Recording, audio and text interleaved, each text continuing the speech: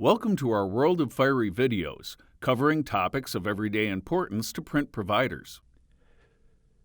Today we will cover how to enable PDFX output intent on a Fiery digital front end.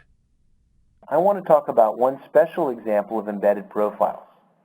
The PDFX output intent is a tag in a PDFX file which is defined by the Ghent working group.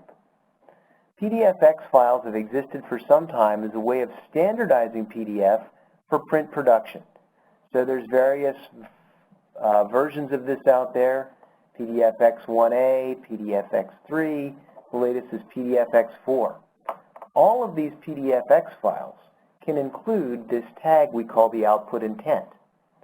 The output intent is actually an embedded ICC profile that is intended to standardize the appearance of the PDF file everywhere I use it. Whether I view it on the screen or print it on various print systems, the idea is that the appearance of the output should match the profile that's contained in the output intent. Let's look at this in the ICC workflow. So if I have the normal color management settings that I've described, I have input profiles defined for my RGB and CMYK, could be embedded or default definitions from the DFE. I'm going to convert those colors into device-independent color space, the profile connection space. If I'm using the PDFX output intent, before I convert these colors for the output, I'm going to convert them into that PDFX space. I'm going to make them look like the profile that's in the PDFX output intent. So a common example that people put in the PDFX output intent is a swap profile.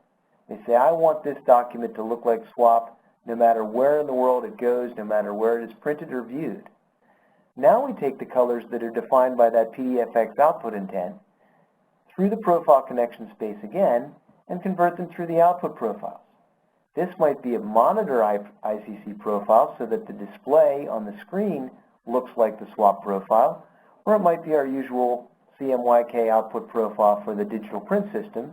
And again, this will make the PDF file look like swap on the output device rather than look like the best representation of the input color spaces, which in fact might have more gamut than swap, and particularly the RGB input.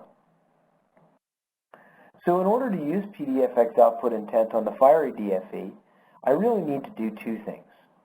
First, I enable the option in the Advanced Color Input section to use the PDFX output intent.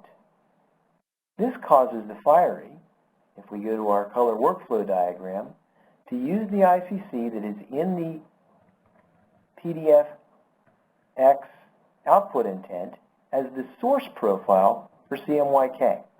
So now my CMYK, rather than looking like ISO-coded FOGR 39 that I've defined up there as the default CMYK, it will instead look like whatever the profile is in that PDFX output intent tag, perhaps swap in the example that I've been describing.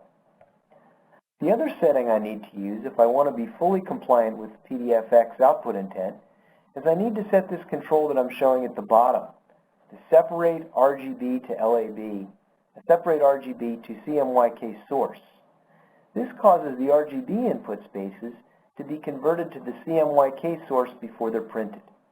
So both my inputs in RGB, which are first defined as sRGB and Adobe RGB in this example, next get converted into the output intent profile, perhaps swap as I've been saying in the example, before they get converted into the output profile space. This gives us consistent appearance for both the CMYK and the RGB page objects in the PDF file. So one common question we get is, why don't we just turn this on all the time? If I might get some PDFX files, and they might, and incidentally they don't always have the output intent tag populated, but they might, why don't I just always use these settings so that I can always get these files right?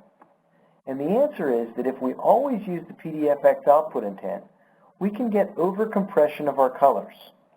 Imagine if I have a bright, beautiful picture in Adobe RGB space, perhaps the output profile on your digital print system is for also a very broad gamut, a nice heavy-coded sheet. If I take that Adobe RGB and I compress it down into the swap space, that might be what's in my output intent, I'm not going to get as pleasing an appearance on the output on that nice coded media that in fact has more gamut than the swap space.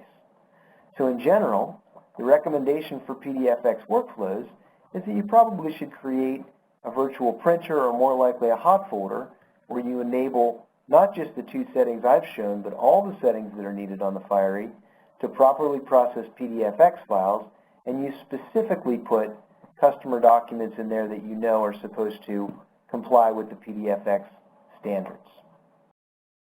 Thank you for watching.